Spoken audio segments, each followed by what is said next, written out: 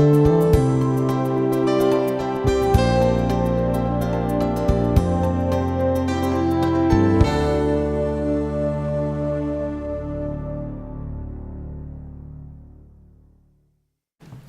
I want to welcome everybody. Thank you for coming out. I think we're going to get you out of here before Snowmageddon. So that's clearly, we never know what we're going to get on what day. And welcome to third winter. I think that's what they call it, our third winter. So my name is Joyce Volk. I'm chairman of the board of directors of the Salina Area Chamber of Commerce and also the owner of the Joyce Volk Insurance Agency Incorporated. Shameless plug on the corner of 9th and Cloud. Personal business and life, so if you want me to look at your insurance, I'm happy to. I would like everybody to stand as we say the Pledge of Allegiance. I pledge allegiance to the flag of the United States of America and to the republic for which it stands, one nation, under God, indivisible, with liberty and justice for all. Thank you. Remember to add the comma. Yeah. Our session today is actually sponsored by the Chamber and AT&T, and our sponsor host, Lane Rattinger, could not be here today. So if you see Lane, tell him thanks for sliding us some, cash for donuts and coffee. We appreciate it. Introduce our legislators: Senator Randall Hardy, 24th District; Representative Steve Johnson, our 108th District; Representative Diane Dirks from the 71st District, and Representative J.R. Clays, the 69th District. The format basically this morning is we're going to have opening remarks, and then we will do questions from the audience. If you have a specific question for a specific legislator, make sure you write their name on the top of it. If not, we'll read the questions, and they can either take turns answering those questions, or you guys can fight it out, whoever wants to take whichever question. We'll do closing remarks, and we'll start that at about 9:45 because we do want to kind of stay on time and get you out of here. So opening remarks, let's try to keep them short, about 5 minutes, so that we have lots of extra time for questions. Randy. Hi, everyone. Thanks for coming out on this questionable day. I'm happy to be back in Salina. I'm always happy to be back here. Things are not near as crazy. But we've had a fairly busy week in the Senate in Topeka, and I'm going to be happy to answer any questions you have, of course, about the stuff that we've done there. First, I would like to say I have about 600 people on a mailing list. I have a weekly newsletter. I send out. The next one will go out Monday morning, talking about every vote. I explain every vote that I have. Talks about what's coming up in the Senate, and I want to be transparent. I want you to know that I'm accessible. So that's one of the ways that I do that. I also have a list of a pile of my business cards over there that also includes my cell phone. So there's no way I can hide. I want you to also know that we had a vote on a health care bill this week, and I had enough pushback on it. That on the bill that I have decided to visit Ad Astra at 10 a.m. immediately after this event to talk about health care. And so with that, I will pass the mic along to my very able colleagues. Thank you, Senator. Stephen Johnson, thanks to our sponsors and to you for braving the weather to be here. Good to be with you, and just look forward to the chance to have a dialogue. I think this is the important thing, just the opportunity to share thoughts, etc. We had a speaker earlier in the year who I thought pinpointed the concept well. And he said, as we seek civil discourse and the sharing of ideas, we need to not only seek common ground, but learn how to disagree well. And the point being how our differing ideas, when shared sincerely, are what can actually get us to a higher point than if we just focus on the similar ideas, if that makes sense. So I like that concept, and I hope that we are good at doing that across the state. Issues I focus on are often budget related. On the budget committee, it's broad. A larger topic has been how to best address the CAPERS issue and the liability, and I'm happy to go into that in detail. here or after for those who are interested. The tax side of the equation, the major piece there deals with the federal changes in the law, what we would intend to tax, what we might not have, where our tax rate in Kansas might actually rival the federal rate on some of those items, perhaps unintentionally, and then how we might handle the tax on internet sales. So those are some of the larger blocks to move there, and I'll look forward to your questions on those or other topics.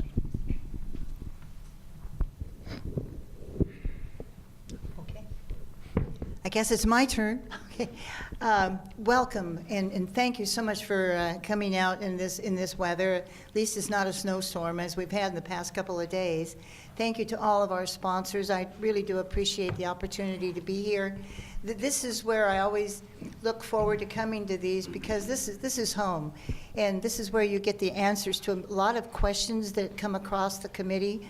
And we have to remember that, you know, each one of us have perhaps different constituents, different ideas, and at this point we're able to call home and say, okay, what do you think about this?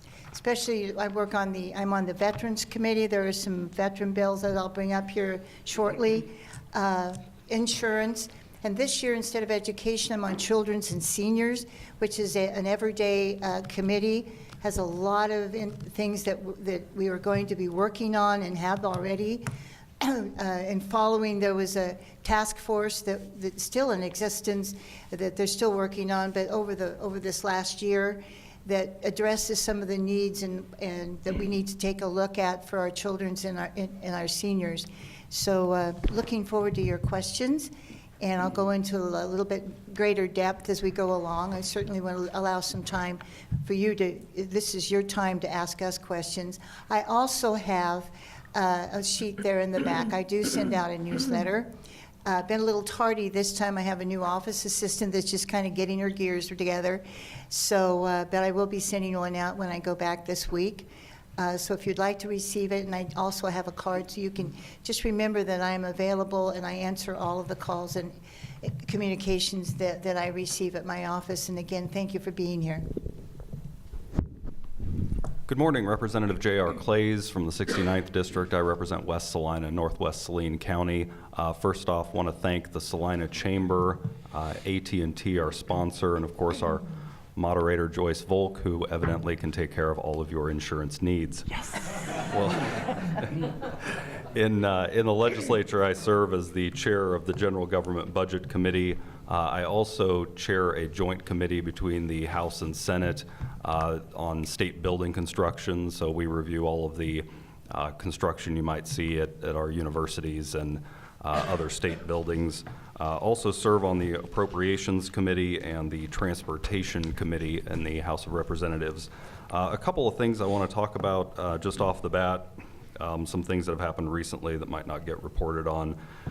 We had the Economic Development Initiatives Fund come up in appropriations, and there are a few different programs that are important to Salina that I was able to have an impact on. We were able to get $160,000 for the Strong Military Bases program. The Salina Airport Authority would like to lobby for a couple of programs through the federal government to base them here in Salina. That grant allows for the process that takes place at the federal level to take place. We were also able to fund the Arts Commission up to the $500,000 level that allows it to get matching grants. And then I was also able to restart the Innovation Growth Program. And what that is it's a program that existed for quite some time after K-Tech existed. I'm not going to go into the background on that, but essentially what it does is it funds our small business incubators across the state. What typically happens with programs is that they're created, some of the larger communities use the program, and then by the time we want to use a program, it's time for it to go. And that's what happened with this one. We are looking at putting an incubator here in Salina. I know Fort Hays State over in Hays, that way, would like to also have one, and that's when the program was killed by the Brownback administration. Oddly, still on the Commerce website as a part of his growth initiative, but it was killed off 2 years ago. We were able to put $350,000 back in that to help push out grants that would start up incubators in areas of the state like ours, and then pulled that out of it affecting the operating grant for commerce. There are several tax credits that we've had trouble getting issued. And when we create programs for growth of businesses, growth of jobs, the worst thing that can happen is that someone qualifies for it and they don't receive the actual benefit of it. Then it has zero impact. So we left the operating grant alone in appropriations, and that allows for commerce to provide better customer service, because to this point it's been pretty abysmal. Also put into the Adjutant General budget yesterday some money for Crisis City, and it's been a crisis for quite some time, the HVAC system over there. It's been in the budget, and having served on state building construction, it's come through multiple times, and it keeps getting pulled out by the Senate. No offense to our senators, but yesterday, I believe, finally the pipes froze, and now it's more of a crisis than it was previously. So those dollars are in there to make that fix to the HVAC system there. It also makes it so it's a usable facility year-round. That's difficult for some folks to grasp sometimes, but we finally, after a couple of years, are getting it done because a crisis has appeared on the horizon. In general government budget, on that committee that I chair, we deal with things like the judicial budget, the judicial branch budget. That's coming up on Monday. They have asked for about $22 million in increases, quite sizable. And then we also deal with the operating budget of CAPERS. Our end of CAPERS isn't necessarily the entirety of the funding for CAPERS, but some portions of the dollars that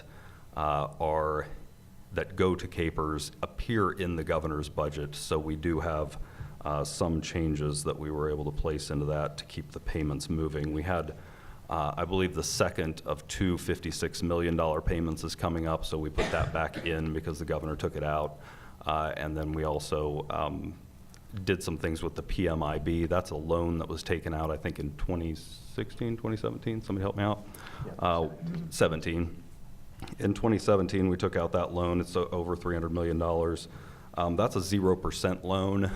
So the economics of paying off the 0% loan didn't make a whole lot of sense when you have a loan that's upwards of 7.75% that's sitting out there.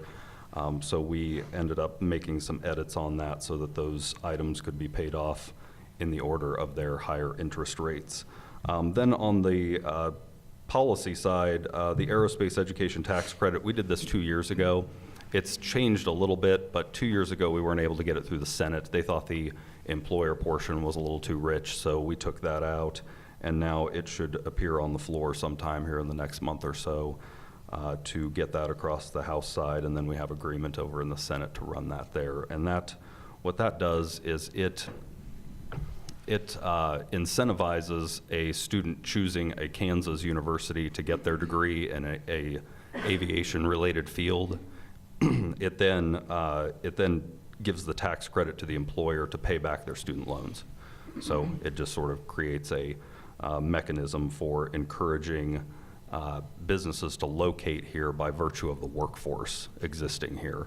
And it's been super successful in a couple other states that are really beating us when it comes to job growth in aviation. I think Kansas is probably one of the only states that could lose 20,000 aviation jobs and still be number one. But we've lost 18% of our aerospace jobs since 2005. And they're not going to Mexico or China, as people might think. They're going to Oklahoma and Georgia and North Carolina.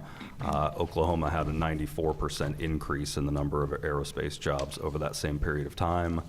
North Carolina, 110% increase. So those are the folks we're in competition with, and we need to get back in the fight. So with that, I'll let us move on to questions, but just did want to touch on a few of those items that don't often get reported.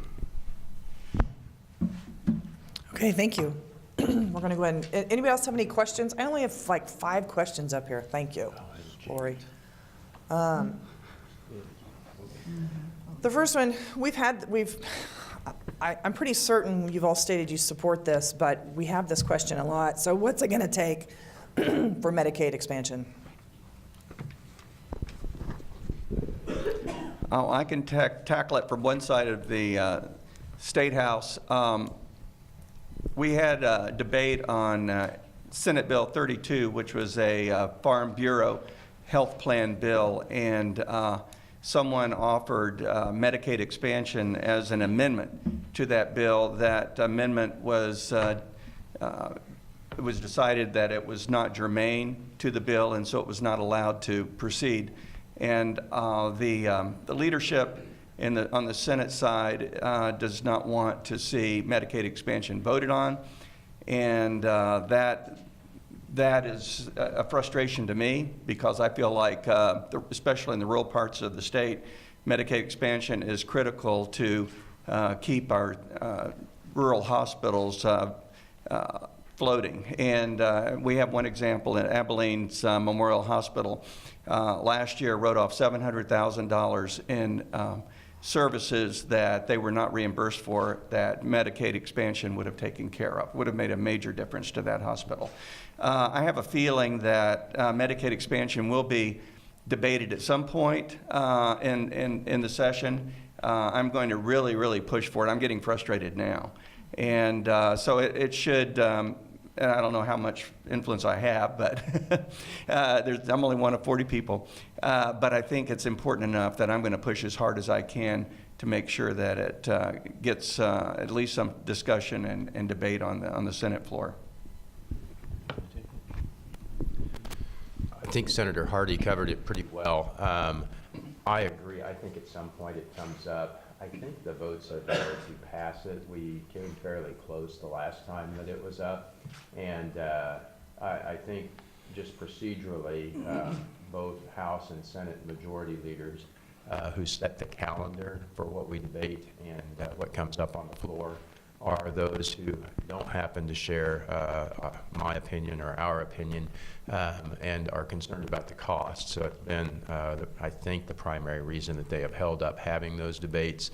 I think as time wears along, those who are supporters will start finding what creative ways they can around that process to either bring a topic above the line or amendment on a topic that's possible to at least have that debate. But I expect that it'll happen. I would guess it would be at some point that we're on the floor, which could even be by accident in this turnaround week, where we have a lot of different bills that are already being debated that might afford that opportunity, or it well could be at the very end of the session when we're finishing everything up. So anyway, but it's not one that has been embraced to be added to the calendar, at least so far.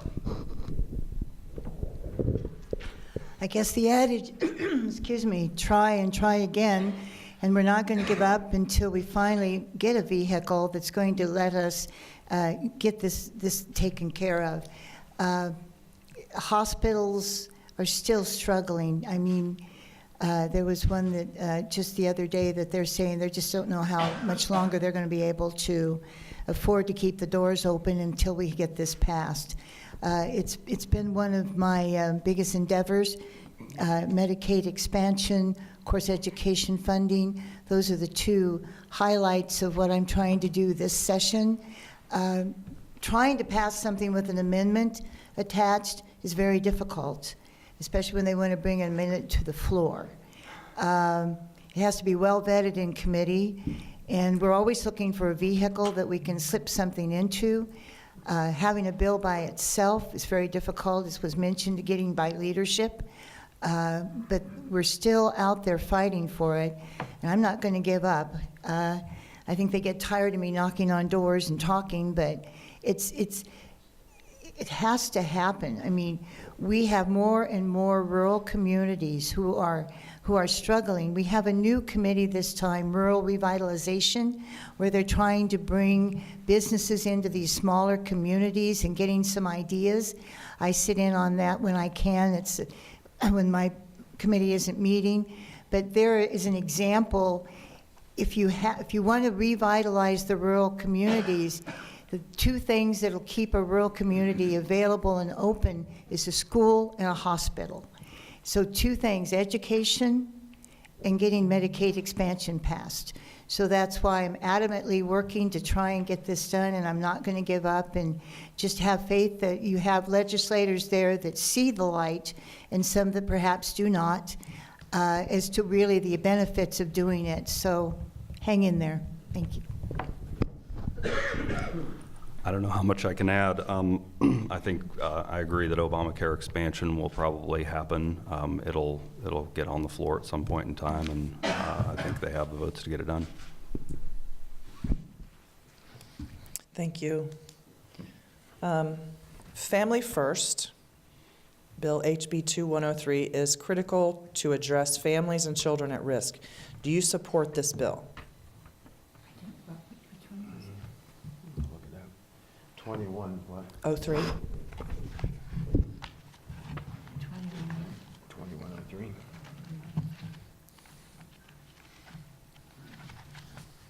Clearly, we haven't talked about this one a lot. Children's and seniors.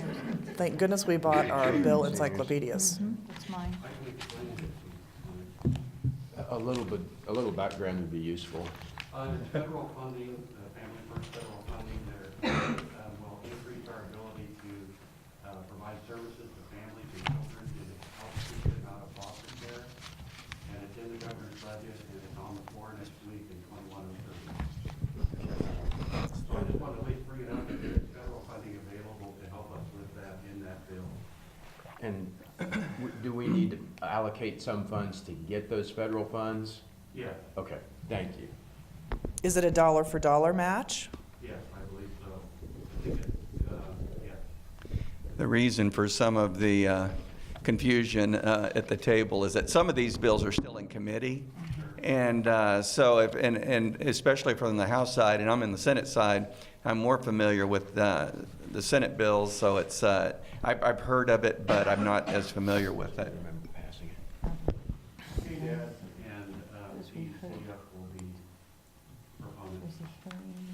So is it too early to be asking them to answer this question, maybe, if it's still in committee? Not necessarily. I mean, it has been passed, it looks like, by the Right. Children and Seniors Committee. And the good news, the chair of that committee is one of the folks that I do cheat off of.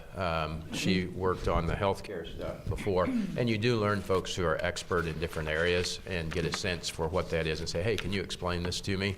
So I imagine it's possible we'll even see that bill next week and a chance to do it. But just seeing the title sounds like something that would make sense to be able to take care of. There's been a lot of effort outside of this. The increase in the foster care budget was fairly substantial as it was passed. I don't remember this being mentioned in the budget committee as part of the governor's budget, but I remember there being some 40 million in that area that was increased. Yeah, and maybe just Children's and seniors.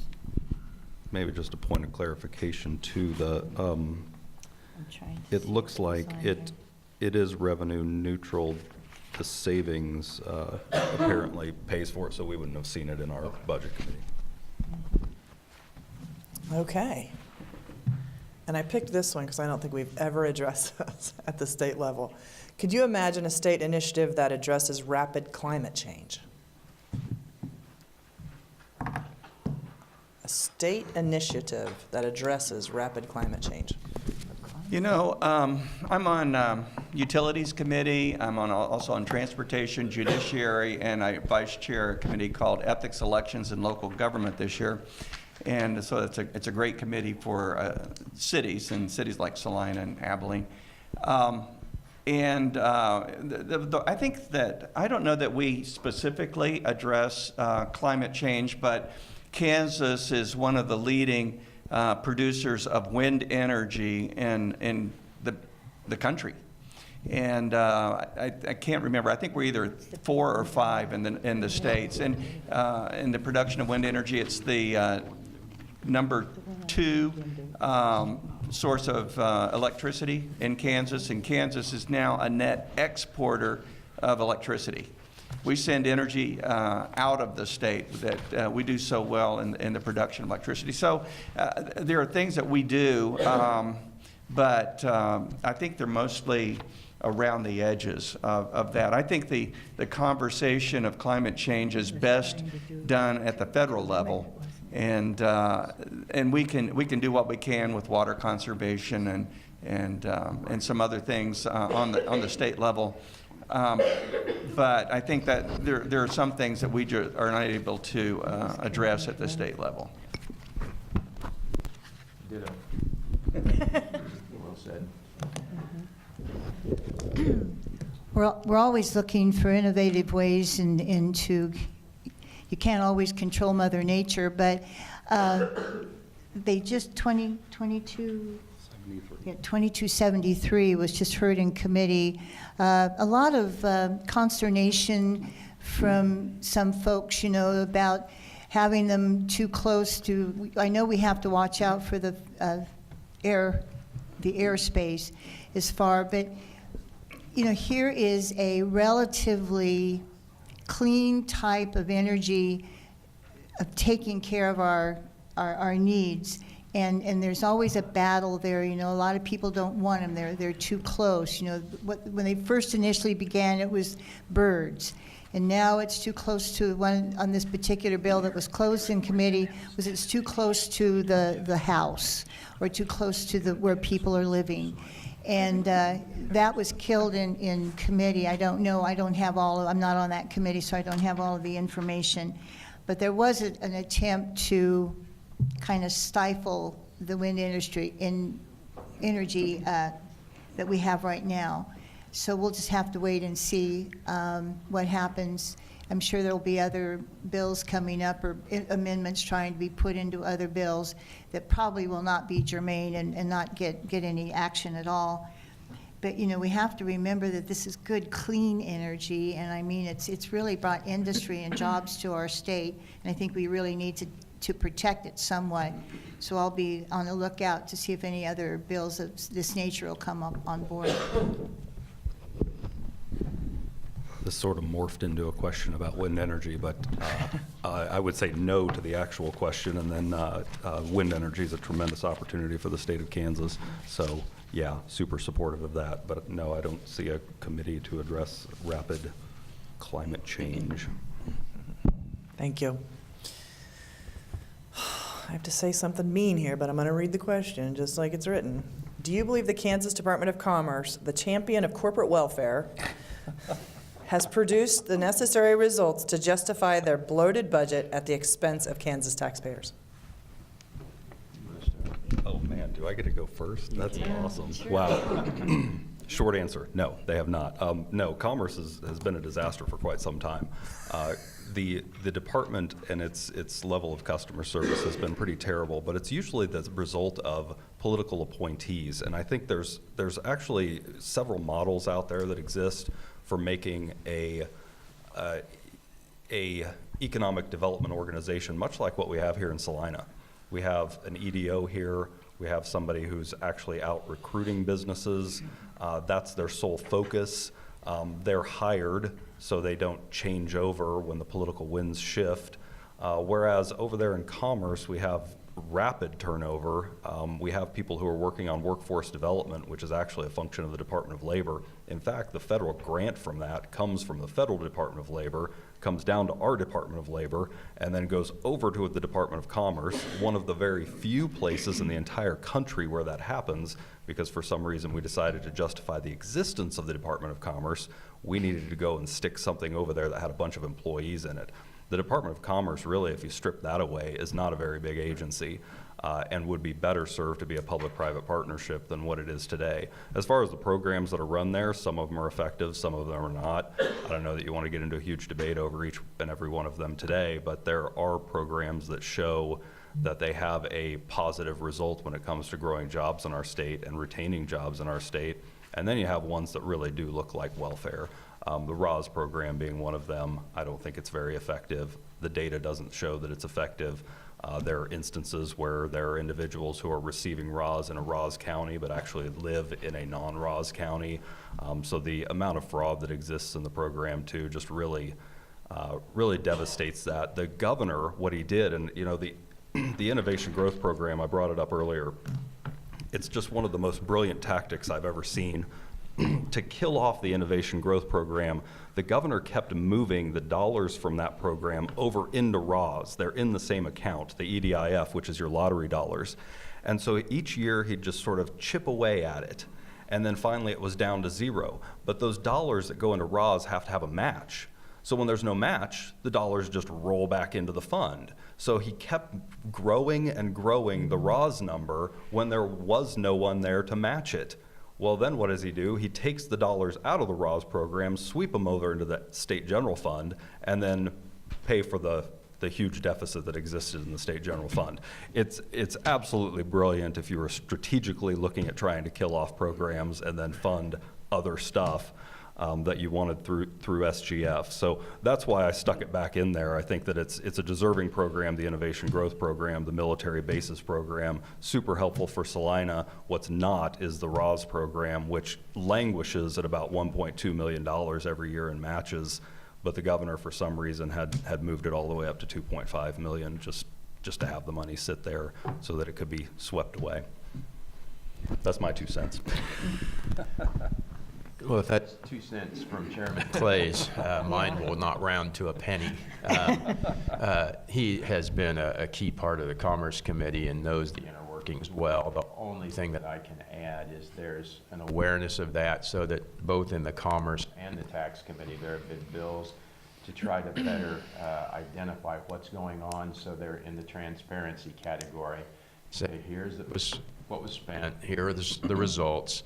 Based on that, is this one of the programs that stays or goes? So that's the effort to try to get to the bottom of the program. But actually, thanks for the question. It's useful to get the direct thoughts and throw these ideas on the table and to continue to hear from others who might disagree with us on that. But hopefully we can make that a leaner, meaner, measure the programs, invest in the places it's working, and agree to quit where it's not. So thanks for the question. On that, I'll just throw out, unless I'm mistaken, I just recently heard that the budget of Commerce had been reduced by 40% over the last 6 years, and so I don't know that there's a lot of fat in the Commerce budget. The other thing is Kansas Arts Commission, when it was disbanded, was transferred over to Commerce, and now it is one of the programs in Commerce, and I don't know if that's good, bad, or indifferent. But it's there, and the funding that's being proposed on the House side so far would go to benefit that program, which is now part of Commerce. I think it's called the Creative Arts Industry Commission. It is. Yeah, that's where I got the World War II video grant, was from that. Yeah, Creative Arts Industry, and it is part of. And there's one employee now. And his name's Peter Jasso, and he does tremendous work. I've met with him. And I don't know how that program even exists the way it is now. There's really not much that I can offer here. I think all the aspects have been pretty well covered. I am not on that committee, so I'm not able to follow it. I'm looking at the other side and how much money we have left for those programs that'll benefit the people who live in my community. So I'll bone up on it, and I'll have maybe more to say about it next time. Thanks. Thank you. Why not establish a rainy day fund to deal with the economic recession that is certain to come? We have one. In fact, we have two. We have a 7.5% ending balance statute, which requires an ending balance of 7.5% every time we end a budget year. That tends to not happen. But then last year we created, and it's not funded yet, I think it gets funded beginning next year, and I'll try to remember the name of it. It's not called a rainy day fund. It's called a budget stabilization fund. Ah, yes. The budget stabilization fund is a rainy day fund, and we started that up. That was last year, wasn't it? Mm-hmm. Yeah, we started it up last year, but I believe the funding mechanism kicks in next year for that, and then it starts to build that up. So yes, we do have one now, and it will start operating next year. Then the question on how aggressively to fund that would deal with the priority of the 7.5% ending balance, the amount held in the stabilization fund, and the amount that might be applied to reduce debt, as each of those would be candidates for those essentially point-in-time monies, not an annual contribution, but looking at what that budget overage, how that might best serve the various liabilities. The ending balance, I came from the city commission side of things to the state senate. And as part of the city commission, when we were considering budget items and budget planning for the following year, one of the first things we would do is to make sure that we had our rainy day fund taken care of, to take care of whatever budgetary kinds of events that would come our way. We wanted to make sure that Salina was taken care of. And when I got to the Senate in 2017, the thought was, maybe we can just get to zero, we'll be okay. And I'm thinking, this is no way for the state government to run. We need to have that rainy day fund in place because things are not always going to be great in Kansas or this country. And we need to have a way to even out those peaks and valleys when that time comes. And it's a struggle right now because all of our agencies have been gutted over the last 6 years, and to pay the bills. And $3 billion was taken from the highway fund, and with no intention of ever paying it back. And we're hurting. We're really hurting, and that we're going to be struggling with that 7.5% for the next 7 or 8 years, because we're trying to meet the requirements of the citizens of the state of Kansas. We want to try to take care of the priorities that citizens of Kansas expect of the state, whether it's highways, education, health care, whatever. And so as soon as we can take care of those things, then we can start thinking about some of the more long-term things. I think what we'll see in the next couple of years or 3 years will be trying to strike a balance. I don't know that we'll be able to maintain a 7.5% balance. It would be admirable. I would like to see that. It's in law. The law requires us to do that, but the state has not been able to do that until the tax policy was reversed and we put the LLCs back on the tax rolls. Now the revenue tax revenue is coming in, but it's going to take us years to get to the point where we're stable again. I'm going to weigh in again for just a moment. Those of you who've been around for a while, the first thing I worked on when I came in with Representative Dirk's predecessor, Representative Roth, was a rainy day fund, and that was in 2011. After 2012, the ability to fund it was gone for a while, so it is a possibility to consider. And some of the counterparts in the Senate at the time were helpful on that concept. So it's one of the things, along with stabilization, that I look forward to being able to do.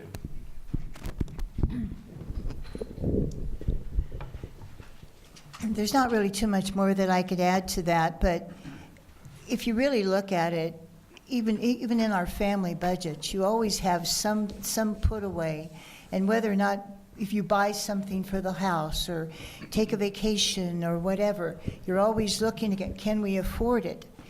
You have to be able to have something to fall back on. And when I drive back and forth from Salina to Topeka, the highway still is in dire need of being repaired. I mean, there's still potholes and rough areas that, that's just been absolute neglect. Bridges need to be checked on, and so the money that's allocated, and we can't just do it all at one time, it has to be piecemeal. Every agency, every department has been devastated by what has happened with lack of funding over the years, as mentioned by the senator, and now we just have to take step by step. But we also have to start building and keeping in the background an emergency fund. We don't know what's going to happen. Look at the cost of when we had the fires out west in the prairies. And I mean, that all is extra funding that they may have tried to have enough money put in the bank to take care of everything, but you never know. It's some kind of a disaster, tornadoes that come through that take a lot of money to take care of. And I think we really need to keep in mind that you always have to have that sock somewhere that's got the money to take care of these items. And if you look at it simplistically, all of the items that they were discussing here with my colleagues is really vital. And so when we look at programs, we look at what the cost is going to be and if it's going to be able to maintain it without going over budget. Thank you. Thank you. The last couple of years, this question has come up. It's, and I don't know if we've ever come to a final conclusion, but what's it going to take to help lower the sales tax on food?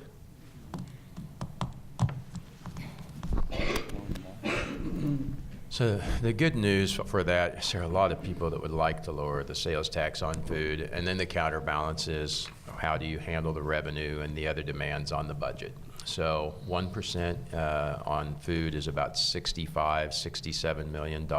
So as we pull that down, how does that best work? We did have a hearing on the topic in the tax committee, and a number of groups weighed in, certainly a lot of folks that do support the concept. One of the more in-depth testimonies was from the Kansas Action for Children. And one thing that they also mentioned, given the demands that are on the budget and looking at the overall rate, how do you make sure that for $65 million, you have an impact on the people you intend to impact? And in that, they did mention perhaps, depending on where the budget is, if we can't have a meaningful change in the rate, that we look at something like the food sales tax rebate or refund, which is if you qualify based on income or age, you can get $100 or $125 tax credit that could be refundable on income tax that would have an impact greater for those people than reducing the food sales tax on everyone that pays, knowing that at least some of those payers have the means to bear it. So for some fraction of that cost, could you target that benefit more, looking at the impact on the likely food budget per week for one person? It does appear that that would be meaningfully more impactful for those people than the 1% cut. If you can get to a 5% cut, now that's starting to make a pretty big difference. But as you start talking $400 million in tax revenue, that becomes pretty difficult to start buying that down in a meaningful way. So that's the challenging part of that discussion. How do you continue to balance all of those pieces? And of course, as you change that, that's not a one-time change. That's a recurring change of revenue to just have a handle on. So I don't know that there is consensus on that. I think on the first day of session, there was quite a bit of momentum for a food sales tax cut from actually both sides. And I've sensed that it has waned somewhat as folks have looked at perhaps more targeted programs, increasing the earned income tax credit, other types of things that might send the benefit in a more targeted way. So I'm not, a lot of folks would still like to do that. It doesn't address the border situation of a grocery store near the Nebraska border or somewhere that would have the impetus for customers to go across state line. It's something that absolutely will, a number of people will keep that being discussed. It was interesting over the last years we've had both Republicans and Democrats bring those amendments, but that has been the challenge, and it has been useful to have a number of groups weigh in with some fairly in-depth and thoughtful testimony to say how do we make sure that we get the biggest impact for any dollar expended in a tax change.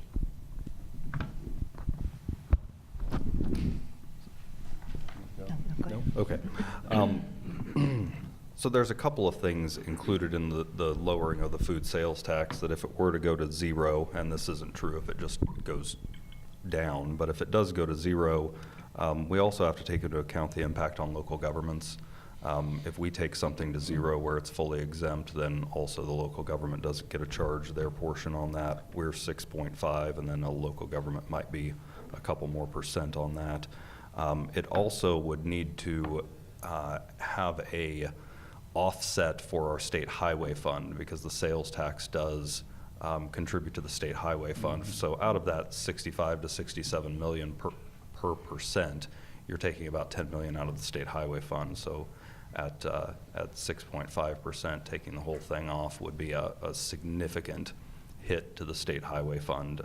And it's difficult to maintain the #1 interstate system in the country that runs through Salina. Our rural interstates were in fact ranked #1 at one point. We're still in the top 5. But keeping that level of quality in our interstate system, very difficult to do when the sales tax is either swept or impacted by change through exemption. Can I ask you a point of clarification? When you're talking sales tax, are you talking sales tax in entirety or food on that 65 million? Food. I think it's already been brought up earlier that we're hurting.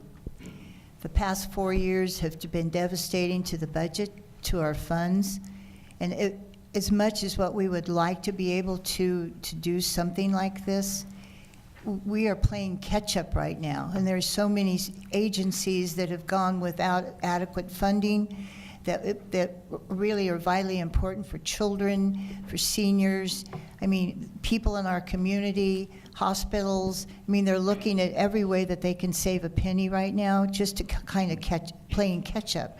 And it's not going to occur from today to tomorrow, so we're having to be very careful about how the money is being spent and allocated until we find exactly what our revenue stream is going to be doing in the future. It looks good now, but if you take a wide projection, by playing catch-up, it might just start to slip backwards once again. We have to make sure that from now on, we keep things well-funded, and it's a tough road to haul right now.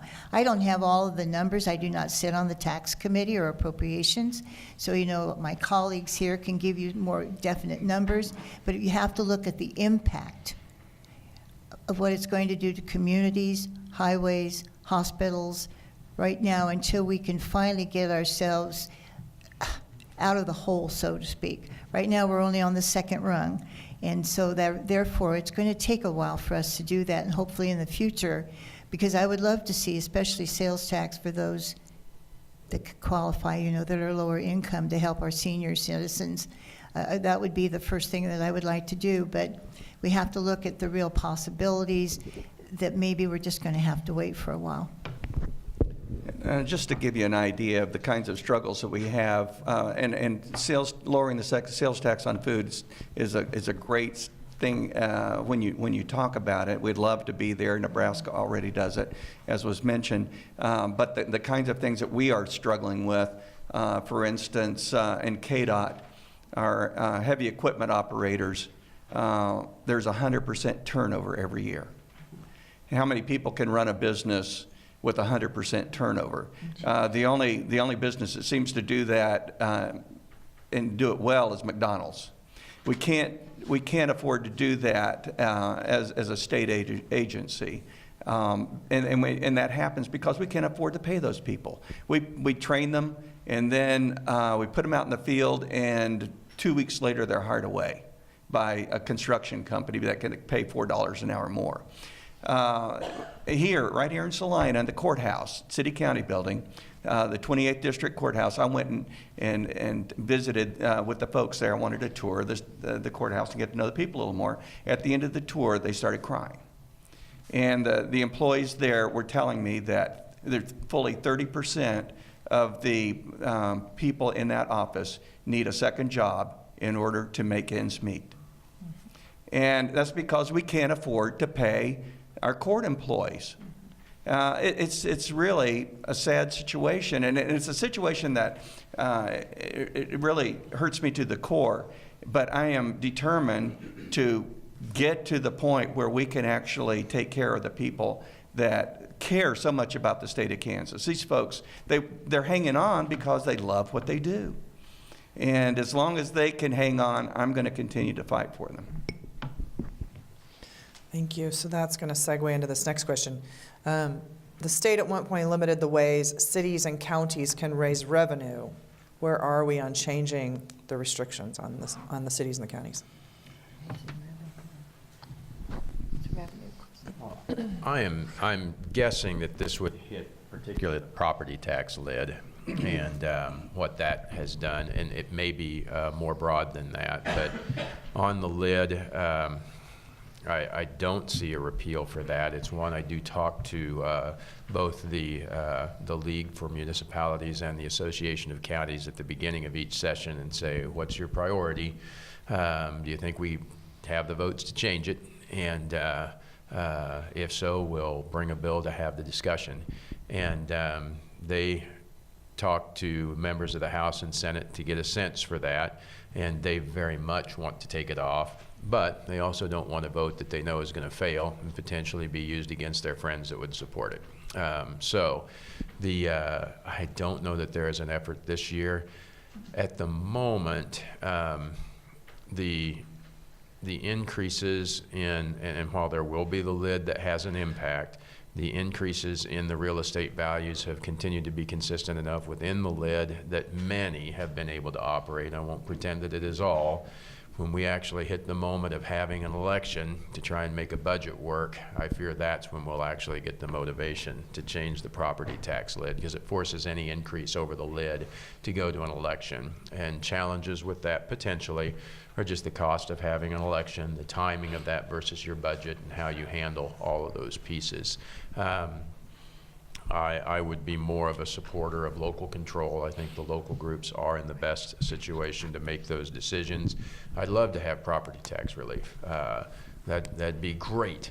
But I think that we're usually in better shape to let the people who have to make the decisions make them and deal with the consequences both ways of meeting the budget and potentially having to raise taxes.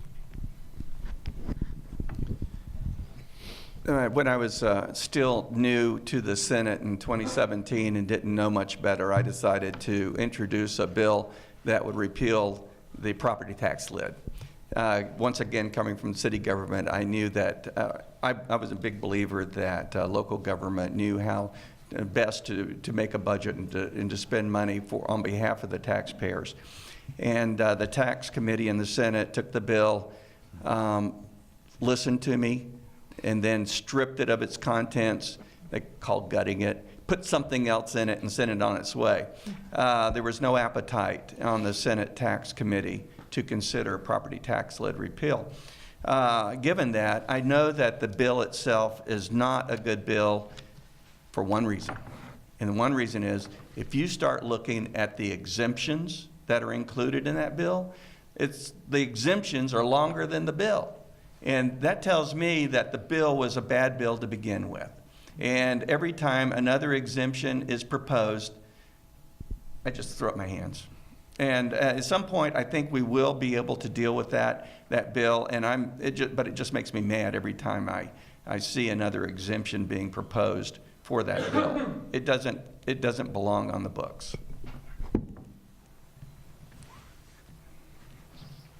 Everybody's happy? Good? Okay.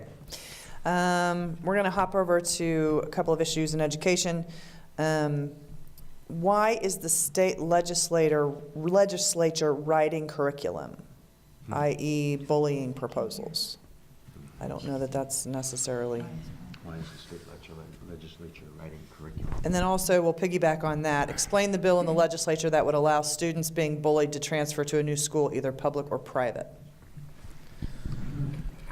Okay, I don't know if I know the bill that allows the transfer. It may have even been heard in the committee, but I don't know about that one. I know there have been bullying bills, and I heard a bullying bill in the education committee. I am not at a point where I have a decision whether it's a good or a bad bill. As you get to curriculum, There might be some places for the education committee to weigh in, but I would generally agree that's the role of the State Board of Education in determining the curriculum and setting those things. I think there's a place where they can work together. Randy Watson has been very good to work with, I think, for virtually everyone, and has tried to seek input that can be universal. So I think the legislature may have a role to make recommendations. I think it would be questionable for any one group to wrest control away from the other and say this is how it has to be. And when we start setting curriculum and statute, I would agree that could be a dangerous direction to go. I don't know what types of things are best to change the bullying situation. I would be open to a bill if everyone thought it was a good bill to come along. If there's a lot of resistance for what it does from the state board, that would give me pause in terms of pushing it forward.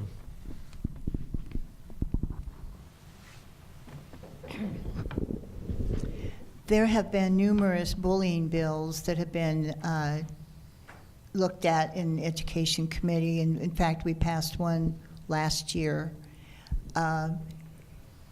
Bullying is something that has been around for generations. Kids, you know, that perhaps don't have the right clothes because they can't afford them, you know, peer pressure, a lot of bullying going on. And I think that we have actually, in committee, have been working on several bills in the past years that address some of these issues. And the one that was passed last year actually kind of hit the nail on the head. But there's always room for improvement. But I don't think legislatively that we should decide on what curriculum that should be done, should be left up to the school boards. State school board, they're doing an awesome job. Even though I'm not on the education committee this year, I still keep an eye out and I poke my nose in and I talk to members of the committee and keep abreast of what's going on. So realistically, I don't think there's much more that we can do at this point. I certainly don't think that we need to be writing the curriculum. That's their job. Thank you. A couple other things that have come up dealt with a personal finance class being a math class. And where I had resistance to that is when, oh, we're going to make a personal finance class be part of the curriculum. Well, I don't think the legislature can do that. Now, to say, well, we think a personal finance class might be able to be considered as part of the math curriculum. I'm more open to that discussion, to make it an elective that someone could choose that perhaps, aside from just being elective, could be within the portion of the math requirements that are there. Those types of things we can maybe discuss, but in the end, I think it needs to be supported by the state board to put that forward. That was House Bill 21. Did we ever get the handshake amendment through to the governor's desk? I mean, there are just some silly things to get added. Exactly. But then to the more serious issue of bullying in schools, you know, I don't know that there's ever going to be enough that a school can do to address bullying, and that somehow something that we do up at the legislative level is going to have an outsized impact on that. I do know that that as Representative Dirk said, you know, it's something that goes on in probably every school across the state, whether it's someone being teased for who they are or for what they wear or for how they choose to live their life. And we certainly want to do something, and sometimes that has the impact of really bad legislation when we just want to do something. We hear the stories, and it's very difficult to just sit idly by and do nothing. So I do think it's more of a localized issue where it needs to be addressed, but at the same time, it is very difficult to be in a position to do something and do nothing. Thank you. I know we've had this discussion many times, but the state sales tax on internet sales, and could this be the thing that levels the playing field for local businesses? I'm having trouble here. So I think we're close on internet sales, of course, with South Dakota leading the charge and winning the case at the Supreme Court level last June. That's a major change in that world. We are seeing more collections voluntarily as it just becomes easier for some of the larger national online retailers to just collect and remit than to figure out where to do it and where to not do it, and also somewhat seeing the writing on the wall that we're eventually heading there.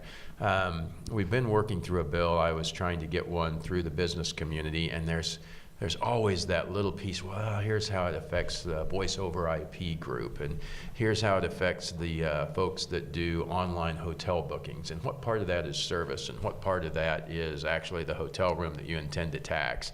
So that's been around the pole, and eventually I just said we're going to write the bill we had last year, and we heard it on Thursday. So I'm enjoying a lot of feedback on that at the moment. I do think that we will get something like that through. I'm going to make a stab at getting it through and out of the committee on Monday. The fiscal note that is attached is not as big as I anticipated. It's about $30 million. It's $38 million if we would have retained digital goods, but the feedback has been too intense against that to take that particular step. That's if you would download a book or download something, but it could also affect Netflix and those things, and suddenly that became very unpopular. Anyway, but I think that there is a chance that we will get that. The original bill that I had written at the beginning of the session was for July 1. Farther we get into the session, the more pushback I get for that. Realistically, by the time it gets passed, it may be October 1 that those are required to be collected. That will further damage the fiscal note for the first year. But originally, the thought had been, well, if we have the internet sales piece, could that give us a 1% buy down in the food sales tax rate? Well, not quite. I actually think the number may be a little higher than that we receive. I think we're underestimating, but again, that's me guessing. I can only allocate the dollars that the Department of Revenue says is their best estimate of what will come in. So I do expect to see that happening, and so if you have some online orders that you want to make to be safe, you might want to make them before July. But there may be a little more time before we get all of those things on a level playing field. Yes, it will help.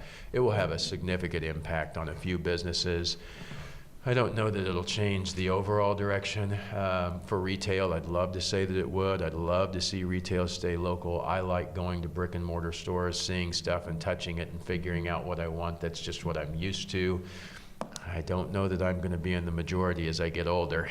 The amount of inventory that's available online and the way shipping has worked out, that convenience seems to be taking over a lot of things that I'm not sure that this will stem the tide for. However, I think it will help, as our merchants have had experience with someone coming in to look, feel, touch, and decide what to get, and then go home and save $200 or $300 online by being able to order and not pay sales tax. I look forward to at least changing that for them, and changing that pretty quickly.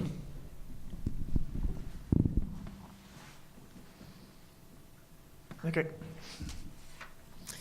That means he's good. Okay, that's, no, I'm good with that. I mean, if one of you can wrap it all up and put a bow on it, we're good with it, so. You bet. That's in I like this question. This may be my favorite today. Does the state of Kansas have a revenue problem or a spending problem? Yes. Yes. Yes, next question. So that is actually a question for us, right? How do we wish to put all of that together? Wow, this actually gets to be really big as you figure out how do we put things together. So I did feel we had a revenue problem, and in particular, I would look at revenue problems when there is an area that we fail to tax that creates an inconsistency, such as the internet. I think that creates an inconsistency and a loophole. There are some pieces of this federal tax thing that may create a couple little bubbles. They're not very big, but we need to keep working through those. I did feel that the way you owned a business shouldn't necessarily determine your tax structure. We still have an inconsistency in that, where I'm an individual business, so my top rate is 5.7. If I were a C Corp, which could be a possibility, my top rate would be 7%. So those inconsistencies can be challenging as you look to the revenue piece. Our biggest goal, if we can be consistent, is how we set that. Then, I don't know that it's the legislature. I don't know that it's the courts. It's just us. What do we want to invest in roads, in education? And guess what? We can invest more productively in each of those things. Or we can say we're not willing to do that, but everyone has to be at the table and we get to listen to what that discussion is, and I think that's where we get to the right spot. I know there are people who firmly believe we have a spending problem, and I know there are people who firmly believe that we have a revenue problem. And to the comments that I made earlier, I think it's through the process of disagreeing well that we come to the balance of that particular issue. So if I want to follow the court's order for education, I need 360 some million. That is the number. The schools have talked about, well, if we do 90 million a year for 4 years, that gets us to the 360. Yes and no, it is 360 over 4 years, but the court's number is actually 360 million. No matter what we do right now, whether we put 115 million in capers or not, we hit the skids on the budget in the same year.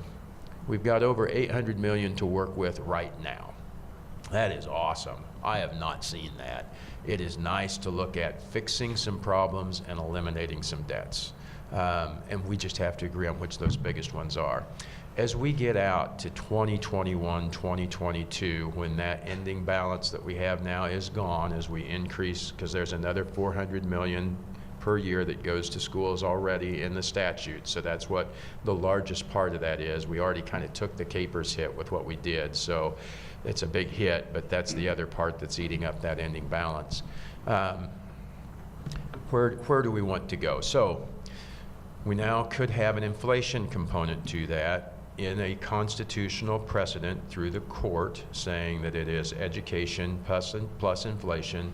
The only revenue stream that I have that has that inflation component is income. Sales tax has been flat to negative with the exception of last year, over a year ago. Last year, as we go year over year, we're now back to flat to negative on sales tax. I don't have a set increase in that stream right now.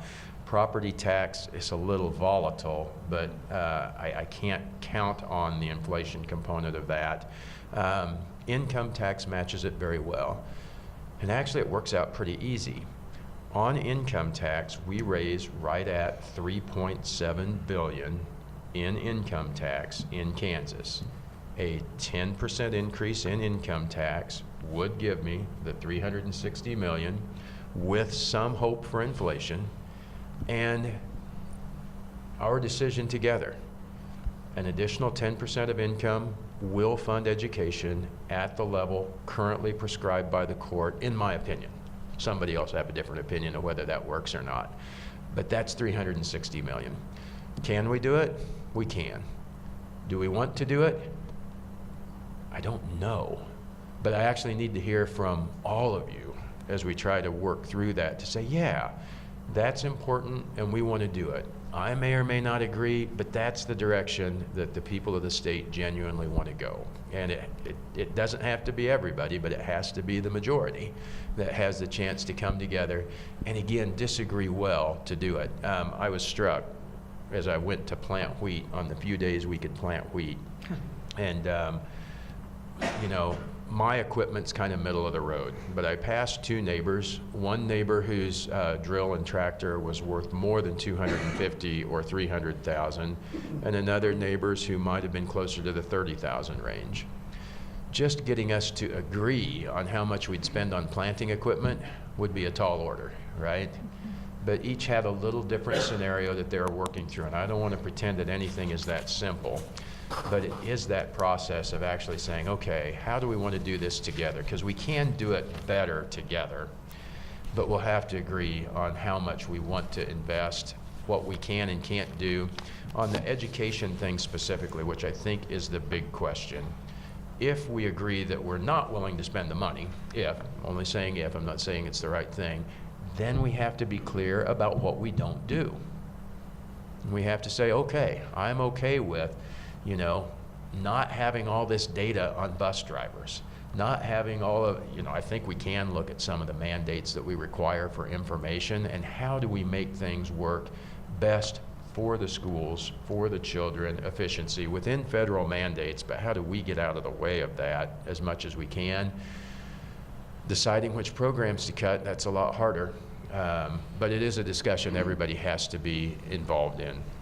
I actually think where we are in the budget is fairly well balanced. I think as we've closed some of those major loopholes, we have addressed the major revenue issues that we have, and to go forward, we just need to agree that yes, we want to increase those taxes. One thing that's tough is our sales tax number is as high as I think anyone wants it. I don't think there's any appetite to increase sales tax. Property is difficult, but if folks are willing to, and that's another reason I pick on the income side. But I actually welcome that discussion, and sorry that I talked so long on it. I look forward to hearing from you on it as well.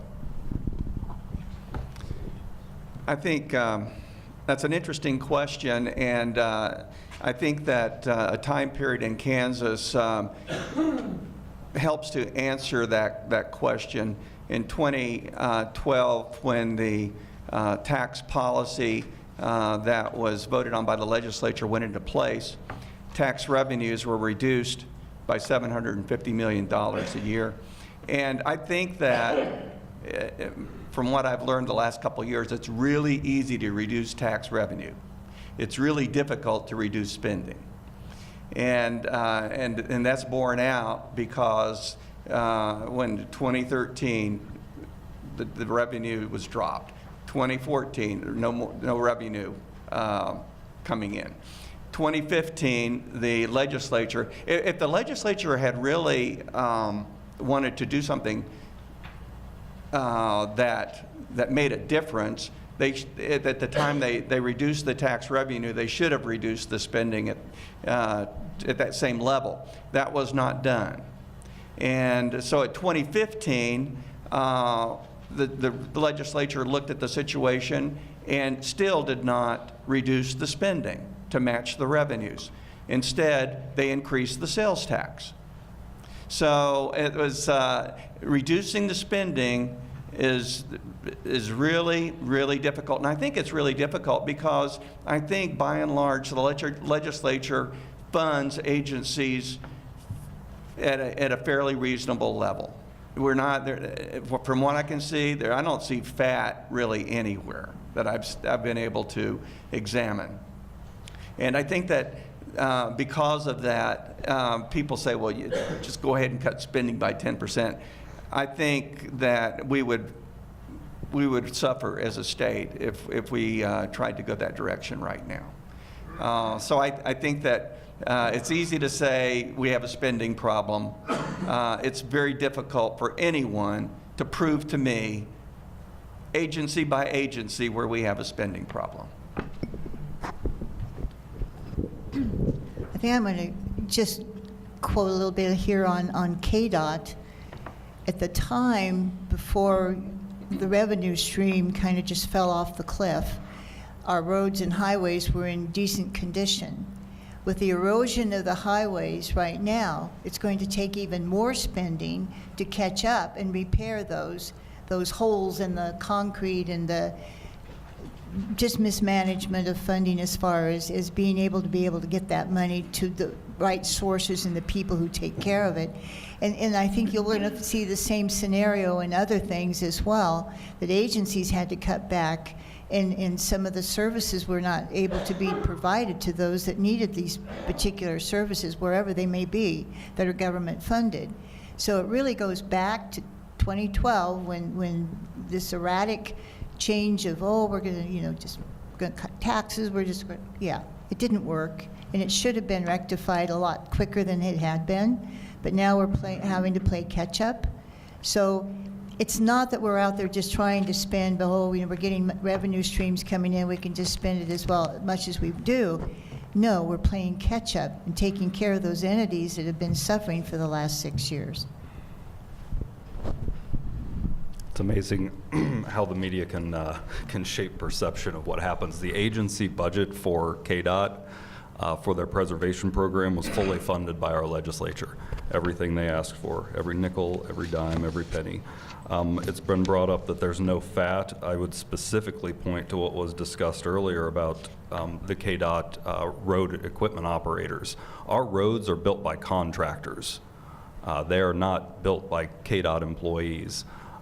We have 1,300 of them across the state. I want you to do division now on how many road miles, lane miles KDOT actually has responsibility for. Take out all of the county roads, all of your city streets, and what we actually have KDOT responsible for in lane miles, and how many people that is per lane mile. And remember, the interstate, every mile is 4 lane miles because you've got 4 of them crossing it. The KTA is taken out.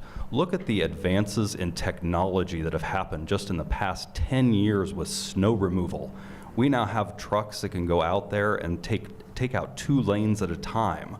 What efficiency has been passed on to the number of employees that we have in KDOT? That answer is 0. Instead, we maintain the exact level of employment we had prior to these advances, and we complain that they're not paid enough. The fact is they could be paid more and should be paid more, but we don't need 1,300 of them. And they do a fantastic job, by the way. I don't know if you've ever driven our roads after a snowstorm has hit, but you can after a night after I-70 is closed, you can traverse it unaccosted by the slightest amount of moisture.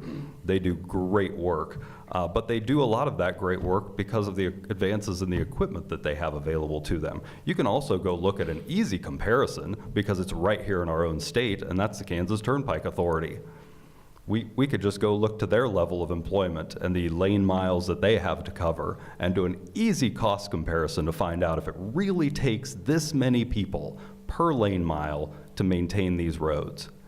Again, they don't build the roads.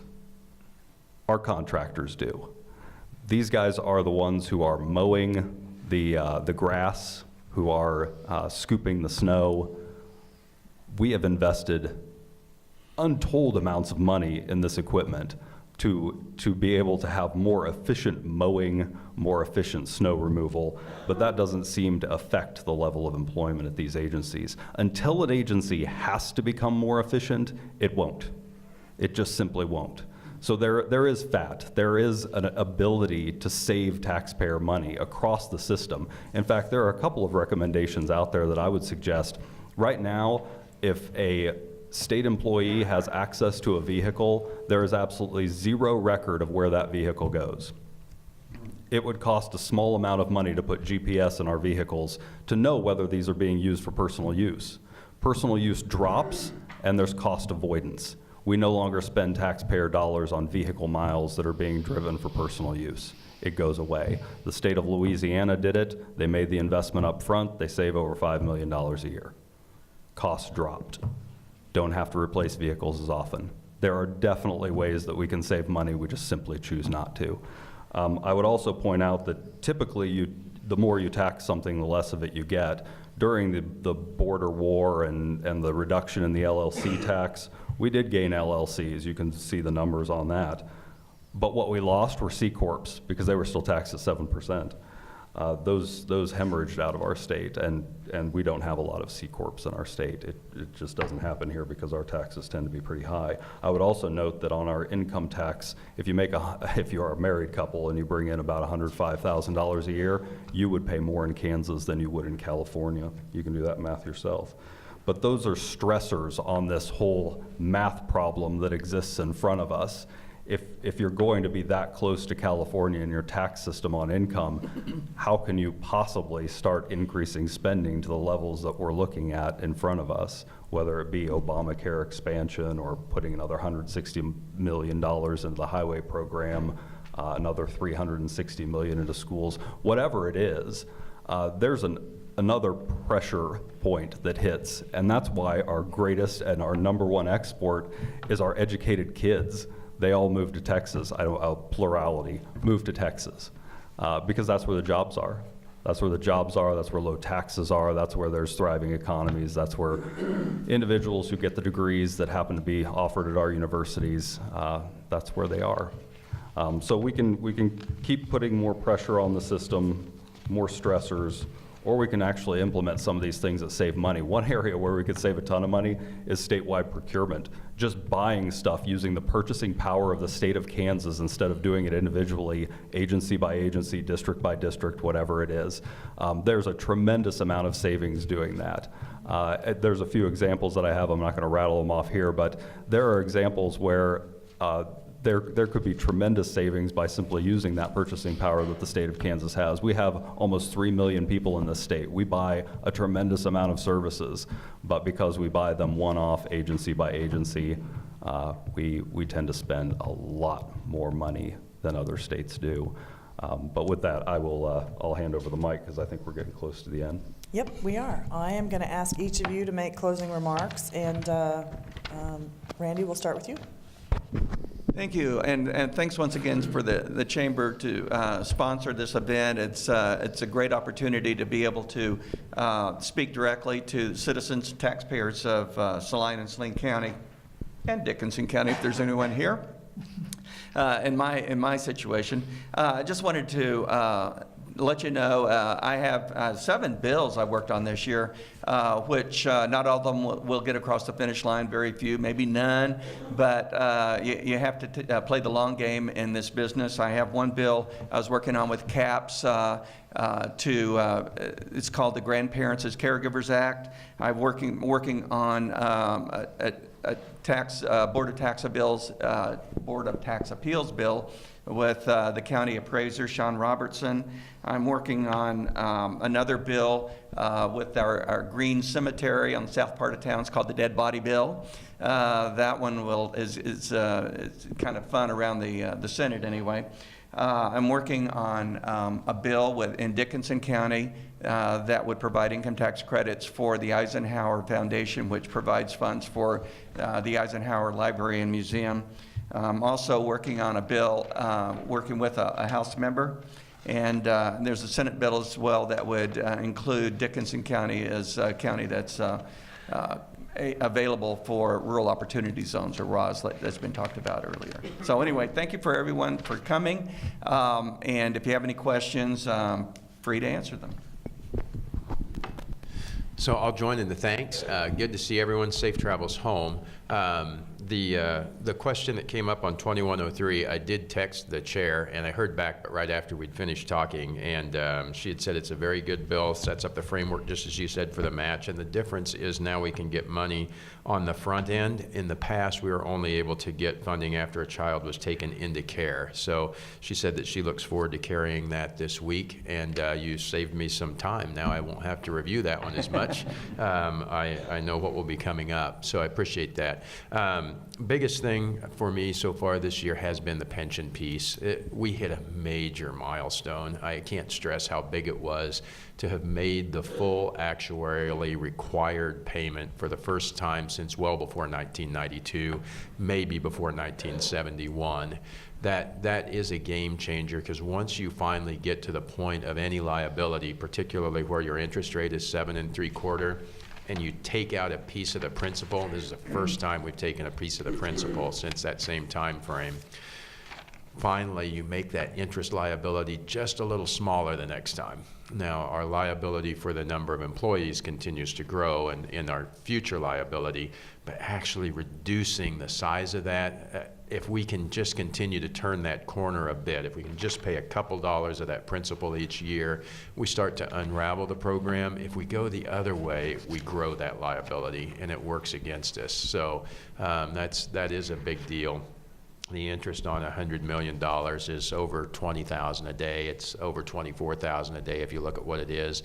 Those are real dollars that will help that challenge of whether it's a revenue or spending problem.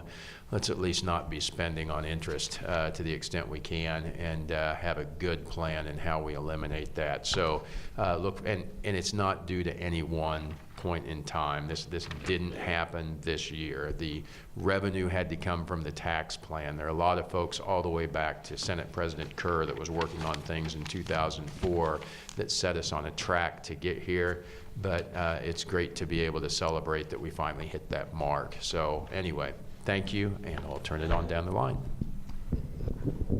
Thank you so much for coming today. The weather's kind of not quite as bad as it has been the last couple of days. I've had to dig my pickup truck out of the Ramada Inn parking lot a couple of times. I thought there was more snow than I'd ever seen in my life. Some of the bills that we've been working on, children and seniors, this one is brought to us by Dr. Clark, the optometrist here in Salina, and kind of a group of individuals. And this is changing some of the school-administered vision screenings. You know, they're really outdated, and so we're going to be working on that bill on Monday and have conferees.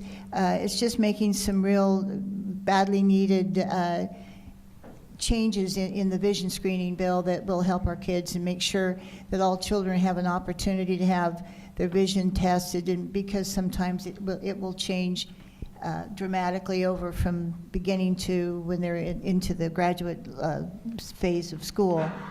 It's just modernizing the vision screening procedures in Kansas is what it's going to be doing. Then also on children's and seniors, House Bill 2360 is concerning background checks of employees and volunteers that have unsupervised access to children. House Bill 2187 establishes the Office of Child Advocacy for Children's Protection and Services. Then one in education was your House Bill 2166 that was kind of related to during here is requiring personal finance literacy courses for high school graduation. That was doing curriculum, us demanding what the curriculum is going to be. That bill was tried a couple of times when I was on the Education Committee, the session after session, and it never got passed. Tried to, on veterans, of course, I'm very dear to working with our Kansas National Guard here in Salina on the assistant tuition bill that we passed last year. There is a modification of that simply because the Air National Guard, part of the bill on the Kansas National Guard was that they had to have 1 year. Well, the Air Force, or the Air National Guard goes on 90 days, so which would exempt them from that. So we're changing that so that they're also included and will be eligible for that tuition assistance program that we passed last year. I think that will, just a couple of the bills, just to kind of tell you what's been going on in the committees, and we're trying to do the best that we can to make your life a little easier and a little less expensive. So I'll pass it on. Thank you again for coming out. Thank you to the Salina Chamber, AT&T, our sponsor, and our moderator, sponsored by Joyce Volk Insurance Agency. We appreciate you over there. I'll get your phone number to give out next time, but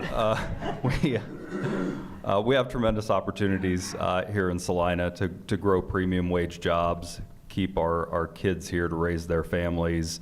It's going to take a lot of work.